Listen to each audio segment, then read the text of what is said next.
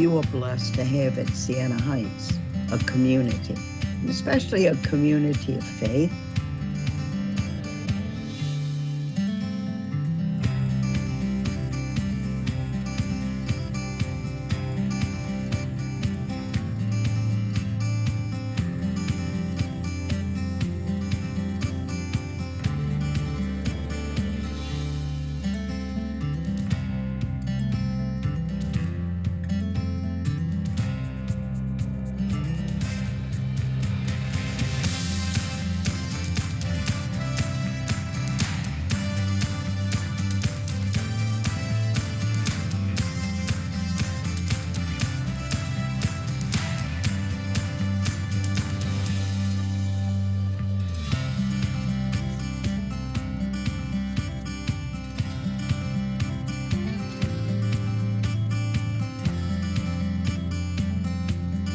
This is a piece that I did back in 1998, I believe, and it's based on a theory by Buckminster Fuller.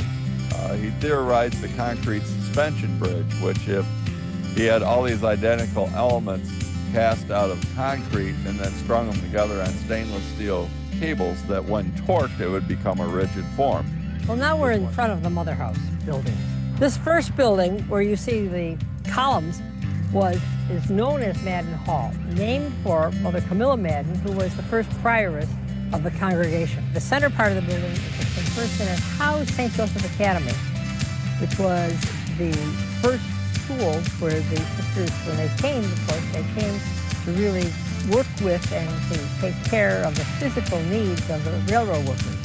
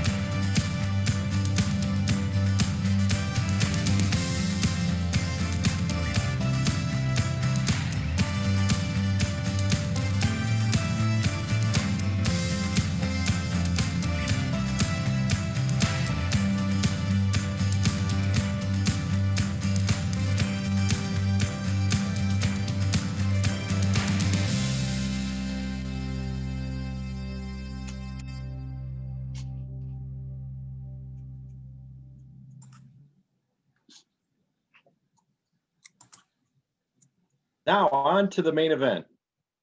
Siena Heights University President, Sister Peg Albert, has served as president of Siena Heights since 2006 and has led the university through one of the most dynamic periods of change in the institution's history. She is joined tonight by members of her leadership team, the Executive Committee of the Administration. Please post your questions during the presentation in our Q&A area, and they will be answered at the end of the presentation. And also feel free to use and follow our chat function during the presentation. At this time, I would like to introduce our president, Sister Peg Albert. Thank you, Doug. Well, good evening, everybody. As many of you know, in our Christian tradition, we began the season of Advent yesterday. Advent is a time of waiting in anticipation for the birth of Jesus at Christmas. It is also a time of seeking to deepen our relationship with God, both internally through prayer and reflection, and externally by seeing God in all the people who surround us. So I wish each and every one of you a meaningful Advent season. Thank you for joining us tonight as we celebrate a very unique fall semester amidst a global pandemic. While the semester has been very different, we have experienced so many positive things. My administrative team, along with members of the COVID-19 task force and athletic director Sue Siljebeck, are joining those in the chat feature. Are joining us to answer any questions you might have tonight. Please answer your questions in the chat feature. Sienna Cranko, our moderator, will be monitoring the chat and will pass your questions along to me and our team of panelists. This past spring, 3 committees were formed to review the implications for opening with normal face-to-face learning, a hybrid model, and a fully remote delivery of courses. After thorough input from stakeholders across the institution, we decided to begin the Adrian campus on the Adrian campus in a hybrid learning environment with a mix of face-to-face and remote class delivery. Many of our partner campuses throughout the state transitioned to a fully remote delivery, and our students at those locations have been completing their classes in a fully remote format. Some other facts I'd like to share with you. For the 4th year in a row, Siena has been rated #1 in the state of Michigan for online learning, and we are also ranked nationally. This prepared us well for the delivery of classes remotely for those students attending Siena at locations throughout the state. In addition, over 60 faculty in our College of Arts and Sciences completed the OLAC online training course during the summer to bring them up to speed for remote delivery on the Adrian campus. We also lowered the number of students in our residence halls to assist with social distancing to protect our community from the virus. As an institution, we have invested nearly $500,000 so far in safety equipment and supplies to keep our campus safe. A key feature implemented has been the use of scanners at each entrance designated on campus to verify each person is in compliance with wearing a mask and with no fever.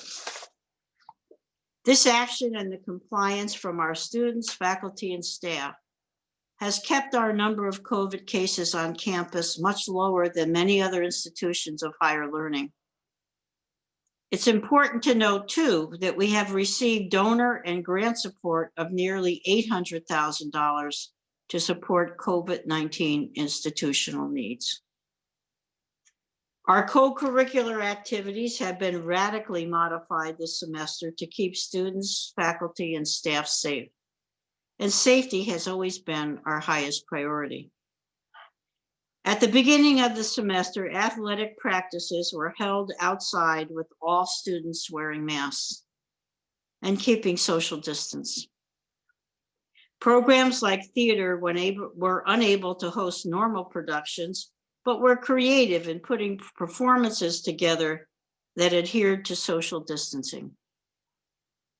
The men's and women's soccer, cross country, and golf programs were able to compete against other institutions, while other sports seasons have been postponed until next semester. Mark your calendars for February 27th, 2021, as our football team is scheduled to take on Concordia University on Siena's campus.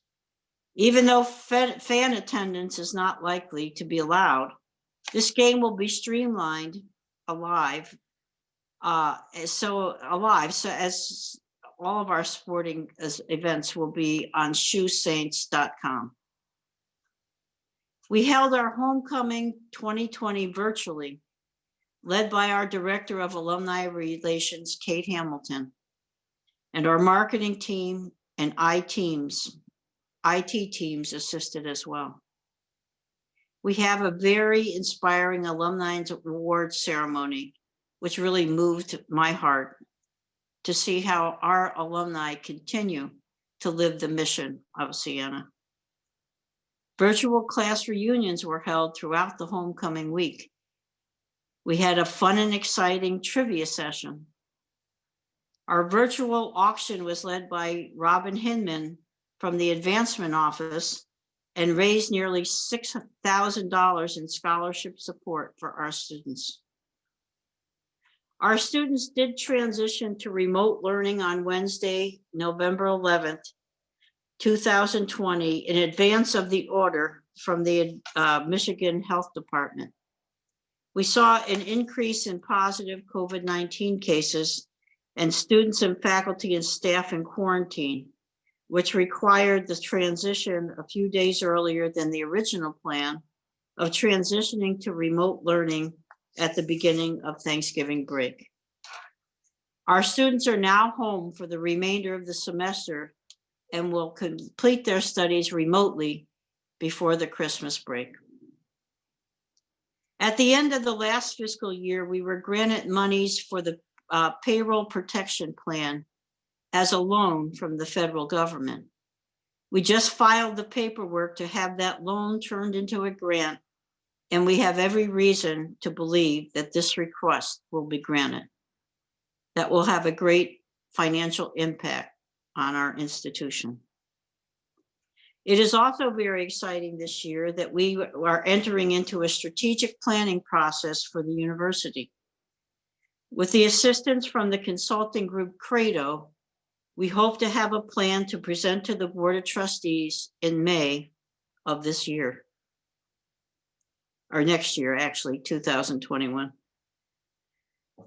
On a very somber note, we passed the morning of Dr. Michael Doc Dawson, a member of the Siena Heights Board of Trustees for 21 years. Doc served as chair of the Academic Affairs Committee for many years and also was a volunteer football coach. He loved football. Doc and his late wife, Lynn, were very generous benefactors to Siena Heights. And the field in O'Loughlin Stadium is named after Mike and Lynn. Doc left a wonderful legacy to Siena, and we will miss him dearly. The winter semester will begin on January 11th, 2021. The first week of classes will be delivered in a remote format as students will be moving back to campus at staggered times to ensure social distancing. The hybrid delivery of learning that has been utilized this fall will resume on Tuesday, January 19th, 2021, after the Martin Luther King holiday. Tomorrow, December 1st, 2020, is Giving Tuesday, the global day of giving that takes place each year on the Tuesday following Thanksgiving. We have been very fortunate and blessed to have received incredible support for our students from our alumni and friends. However, the need for student support continues, and gifts of all sizes make a difference for our students. Please consider making a gift to our students tomorrow by texting SH Giving Tuesday 76278. We are very excited to share the gifts to the scholarship fund on Giving Tuesday will be matched up to $25,000 by one of our benefactors. If you have any questions, please contact the Advancement Office at advancement.sienaheights.edu. Anything that you can do would be dearly appreciated. In closing, I would like to express how proud I am of the Siena community. This includes all of our students, faculty, and staff. Each and every member of our community has lived the mission this fall through acceptance and adherence to the COVID-19 safety guidelines, all the while providing quality education for our students and co-curricular activities. We will emerge from this time as a stronger community of competent, purposeful, and ethical people. I wish you all a safe and blessed Christmas season, holiday season. And I pray that God continue to bless us all. Now we'd be happy to entertain any questions you might have. I hope you've entered some in the chat room so that Sarah can pose those questions to us for you. Sarah? Yes, hello, thank you so much. We do have one question that just came in regards to the start of classes next semester.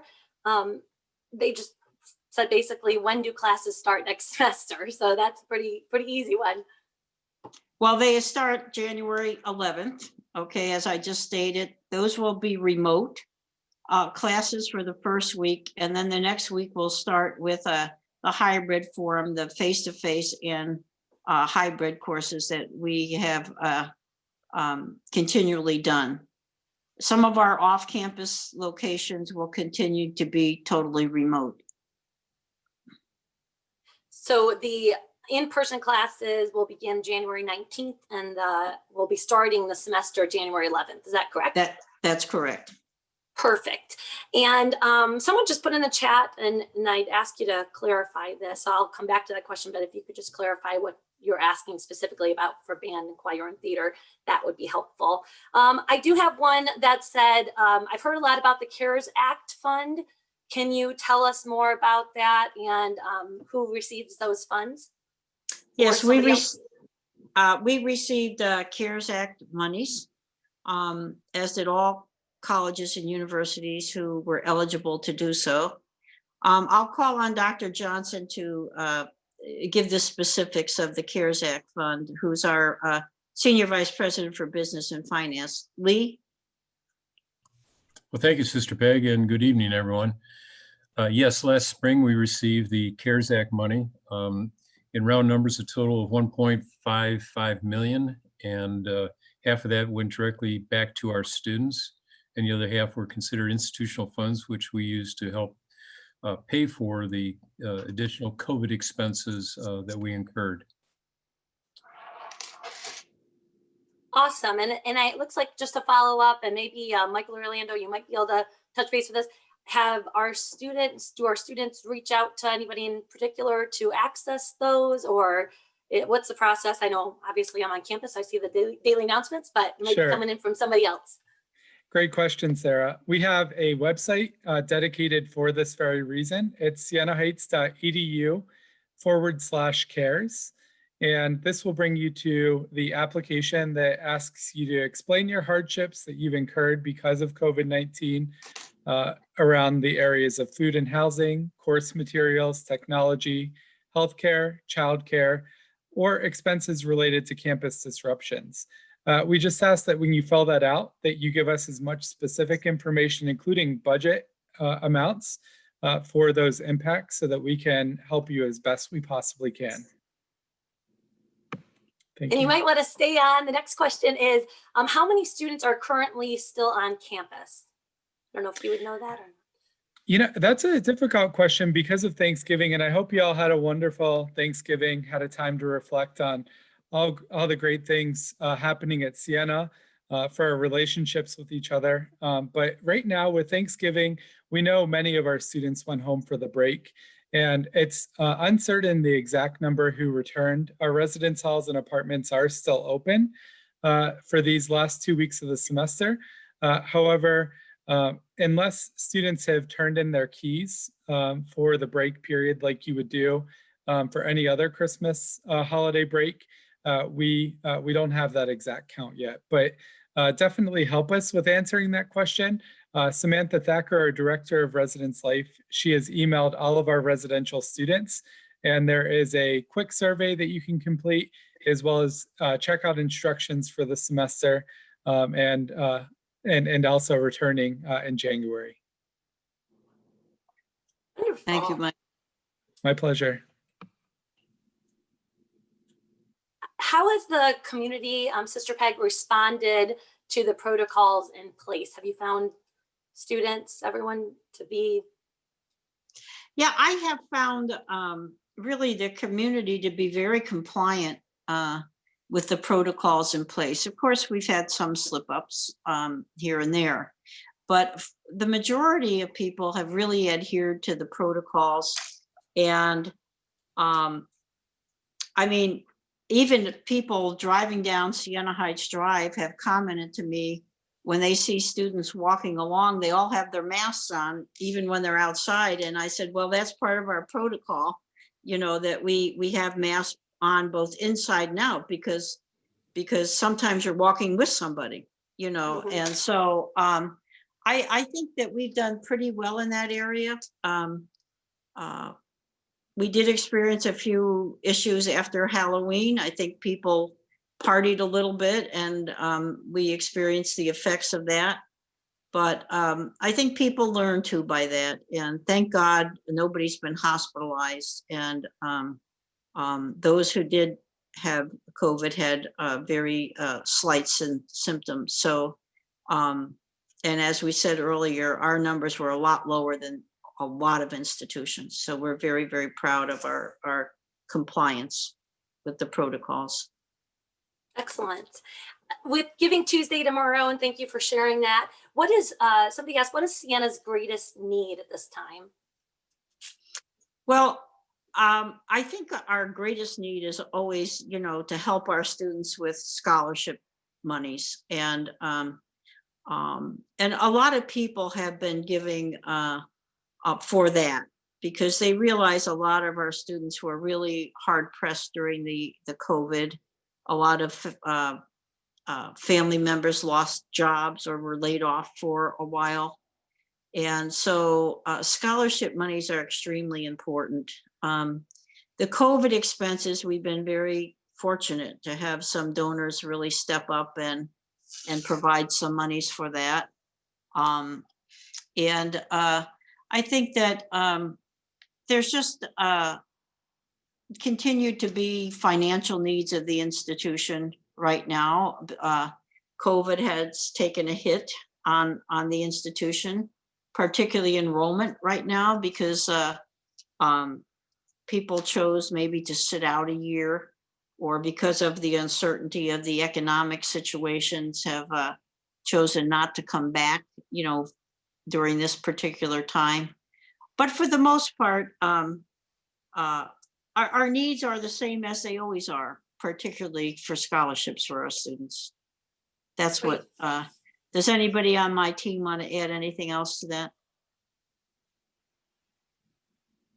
Sister Peg, this is Dan Pena, Vice President of Advancement. Everyone, thanks for allowing me some time. I just would concur. Our students still, we had 90% of our students receiving financial aid support before COVID, and that continues now. So it just is a heightened need at this time for student support. So if there's one area you want to make the biggest impact with our students, it's definitely scholarships. Excellent. And just to go off of, you mentioned enrollment, someone asked, how has enrollment been affected by COVID? George, do you want to answer that one? Sure. George Absolutely. is our Vice President for Enrollment Management. Yes. Well, actually, it's had a significant impact in both of our undergraduate colleges. We generally ran about 15 to 20% off of our new enrollment for both of those areas. Obviously, it was different for the different colleges.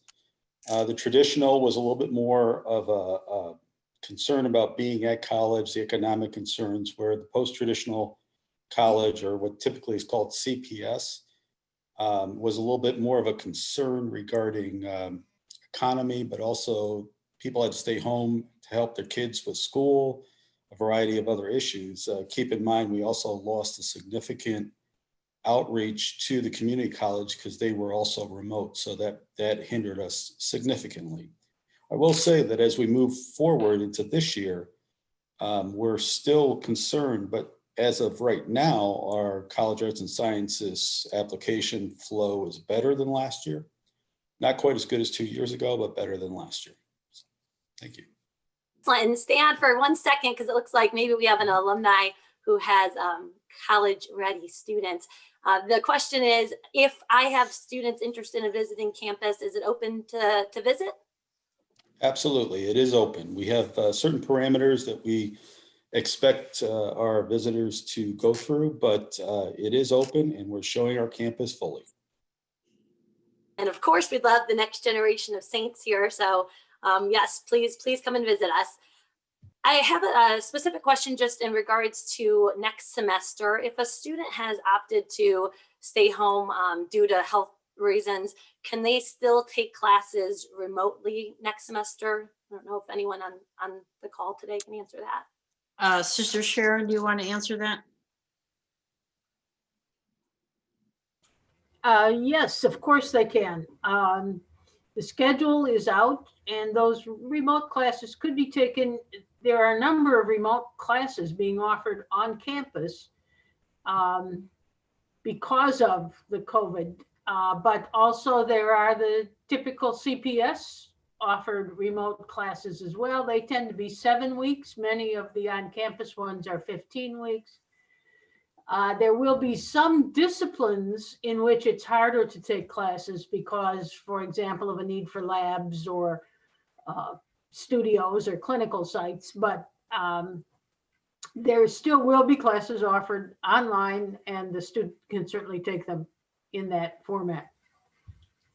And Sister Sharon, the follow-up for that, someone just mentioned with everyone kind of trying to understand this new format of learning remotely, has there been different, and they use the word considerations given for turning in assignments or just learning how to use this new system? It sounds like. There's an orientation for using a computer. And I think each of the faculty members will be dealing with how assignments are turned in for their class. That'll be a part of the syllabus in each class. And I do think there are as many different approaches to that almost as there are faculty.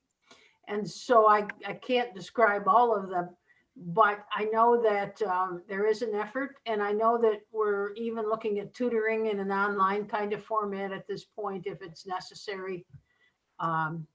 So I would say if someone's looking at that and they have already been at Siena and want to talk to their advisor about the best way to go, the advisors are able to meet with them by Zoom or over the telephone.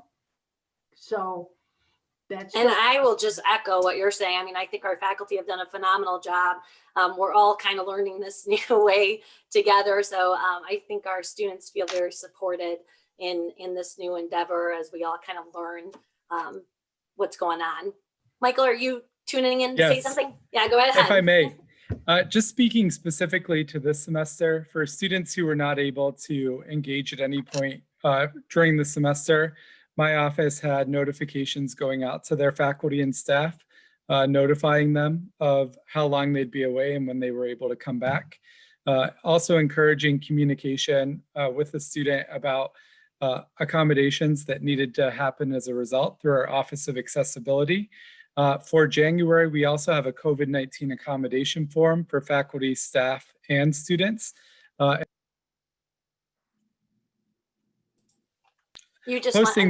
posting that in the chat as well for everyone. In addition to the, I see I have the CARES Act application. I'll retype that link. Forgive me for that. No worries. Thank you. And the question and answer is open, so feel free to type those in. Oh, just got another one. What has been the impact number of COVID cases at Siena? We had, I think we had a cumulative of about 50, is it 55, 56 cases, Cindy? It is currently cumulative of 58 positive cases. Yeah, okay. 58 positive, right. As of right now, I think we have how many positives? As of right now, just a couple hours ago, we had 3 positives. Okay. They're all off campus right now too, correct? We have 1 on campus. 1 on campus in quarantine. Yep. Okay. And just for everybody to know, we do keep a daily dashboard updated on our webpage. So transparent in what the numbers are. You can always go on and take a look for yourself at any given point in time. We try to get those updated every day. Excellent. And If go ahead. I just want to comment what a great job the COVID-19 task force has done. Those people, those members of that committee have met daily for the last semester and for this past semester. And I commend all of them, you know, and they make recommendations to my team. And then we respond on what we think is best for the university. We haven't always agreed, but I think we have great respect for one another. And I'm just very, very grateful for all the service that they have rendered to our faculty, staff, and students. Great people. Awesome. Well, one more question came in. If we are staying home for the rest of the semester, not coming back to campus, do we need to let Siena know? Yes. if Simple, you live, right? yeah, if you live on campus and you're not coming back, you need to follow the procedures that Michael has said. Okay. If you're not living on campus, we just assume that you're you know, participating remotely as you should be.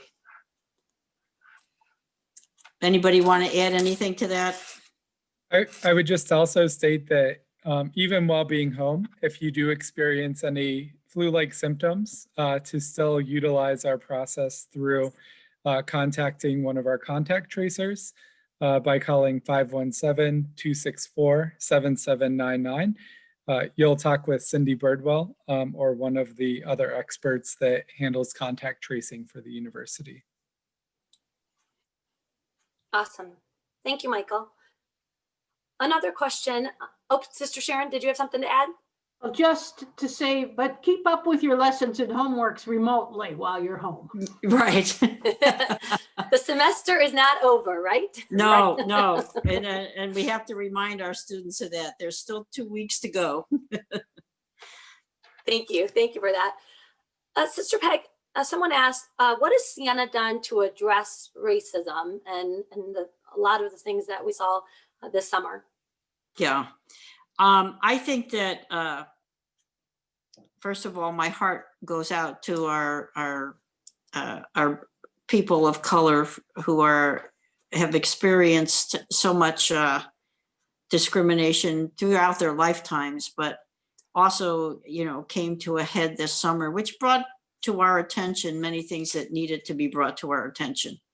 And as a result, I called together all of our Black faculty and staff for a meeting and asked them if they would be willing to serve as an advisory group to the president. And Sharice Mathis was elected among the group as the leader of that group. And Sharice meets with me on a regular basis. And we talk about the issues that need to be addressed. She also meets with our students who have issues as well. And as a result, my team, the executive committee, Sharice ran for us a training session on bias and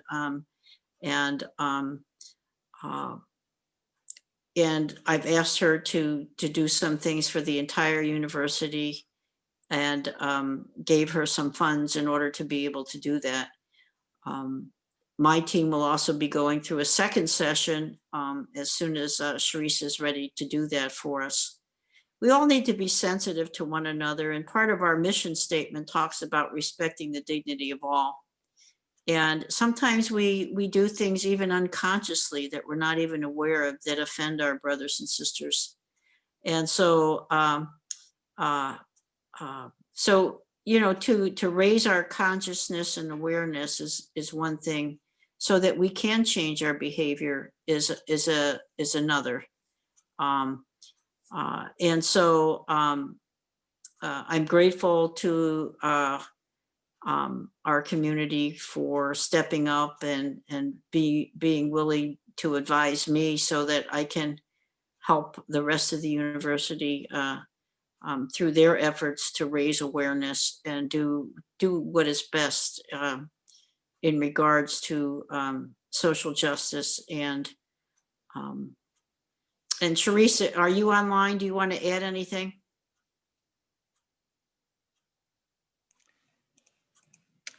I don't know if she has panel access, but I'm seeing in the chat Probably not. Yeah.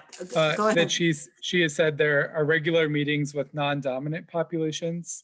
There will be an outside facilitator for additional trainings. I know Sharice has already identified one. She's excellent and has been a part of many of our welcome weeks the last 2 years.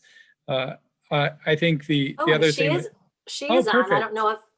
Sharice, do you want to jump in? Awesome. Yeah, I don't want to turn my video on. I mean, I can if y'all want me to, but your picture's beautiful. Huh? I said your picture's beautiful. Okay, awesome. As I stated in the chat, is that yes, we've been having regular meetings primarily with our Black faculty and staff as well as our Black students. The Black Student Union has been reactivated as a group that has been on campus before, so now they're already up and going, and also received some money from the local NAACP as some seed money for some of their efforts associated with voting, as well as I found a facilitator that does some anti-impression coaching that will do the additional training with the ECA as well as campus, but it was being held up because of the executive order by the president, because it needs to go deeper than the initial training that I had with ECA. So that's why we need to bring in an outside facilitator, because there's things that I can do as an outside facilitator with an outside group that I can't do internally, that needs to be addressed and talked about, and people will be more open with somebody that they don't look at every day. So especially with a touchy topic, like I can have those conversations all day with students, but in regards to like my peers or the superiors, it's not the exact same. So I actually will be solidifying that date this week. It's not just a one and done. The package that we're purchasing is a minimum of 4 touch points. So there'll be a training for faculty and staff that will be optional, that people can attend. But then there will be some things with the ECA that will be top-down training, and even looking at some things strategically can be different at the university. So there may not be a part of those conversations. That's why you hire somebody outside. So that is pretty much all I have to add for right now. And I hope that answers your questions. Yep, it does. Thank you. Thanks. I wasn't sure you'd be able to unmute, so thank you for stepping in. Someone did ask a question earlier, and it looks like just re-asked it. Is band, choir, theater able to be back on campus and rehearsing and doing different things? Sister Sharon, can you answer that one?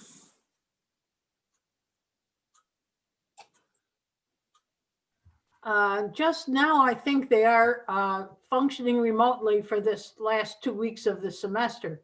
Yeah. As we look at coming back next semester, of course, that's a month away at least, or more. So we'll have to watch how that plays itself out. They've done a really fine job this semester. We had some wonderful performances. We were able to tape of the chorus or the chorale singing, but it was taped while they were on stage and socially distanced. The theater performances have been done in a couple of ways, with masks, but also kind of videoed and put together after the fact. I know that was a very poor way of saying it. I'm sure there's a technical way of saying that. So every effort is being made to allow the students to do what they want to do and to do it well, and to do it in the circumstances in which we find ourselves. Thank you. Another question just popped in. Is the university documenting the learning behavior and retention of information with online learning being the dominant tool for teaching? So are we assessing the retention and learning behavior for online, since we're right now, you know, the dominant tool is online teaching?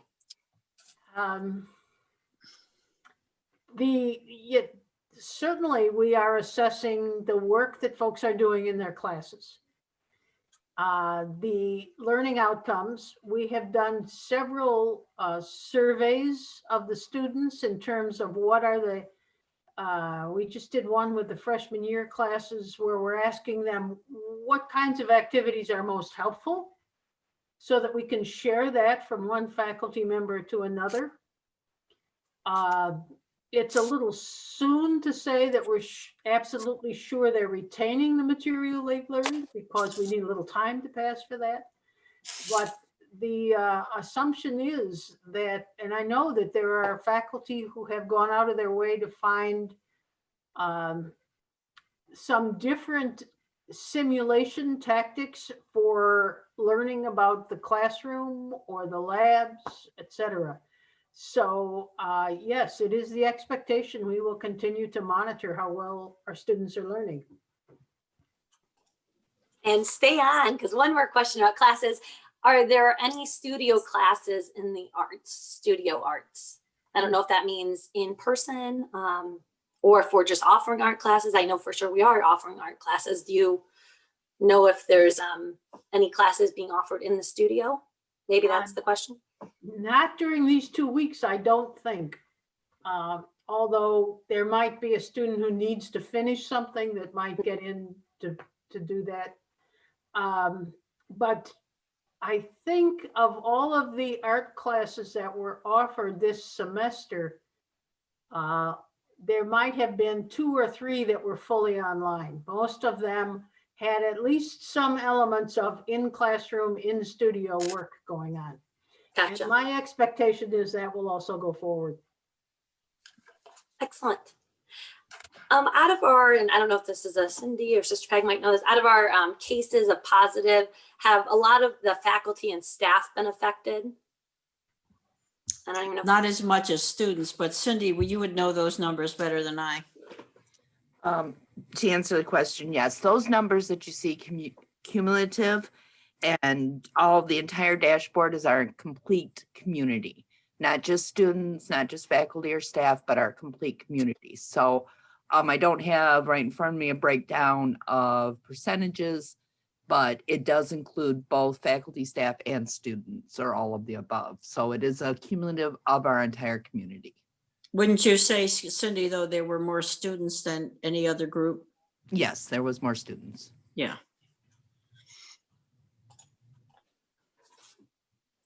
Awesome. Well, I haven't seen any others come in. Is there any last words of advice or things you want to leave us with, Sister Peg? Well, I just want to thank everybody for tuning in tonight and assure you that we are doing everything we possibly can to continue to offer quality education. And I know it's a challenge for some people online. And as Sister Sharon said, we're doing everything possible to help our students. I'm also, as I said, very proud of our community and all that has happened and all the effort people have put out in our community in order to keep everybody safe. We're not perfect, pretty close, but not quite. And